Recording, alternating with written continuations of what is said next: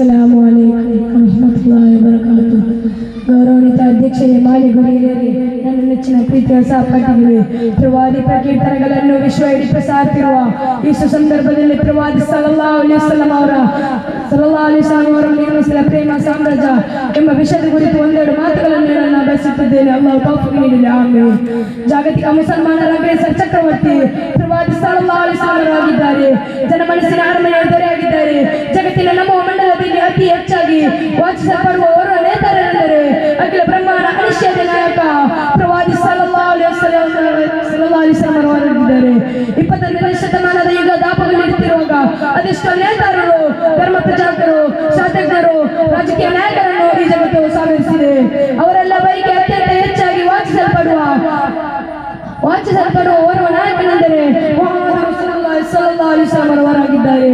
ನಾರಾಯಣ ಗುರು ಹೇಳಿದ್ದು, ಪುರುಷಾಕೃತಿ ಪೂರ್ಣ ದೈವಮು, ಪರಮೇಶ್ವರ ಪವಿತ್ರ ಪುತ್ರನು, ನಾವು ದಿವ್ಯಾಕೃತಿ ಪೂರ್ಣ ದೈವಮು, ಕಾರುಣ್ಯ ಮಾನವಿ ಮಣಿಪುತ್ರ ರತ್ನಮು.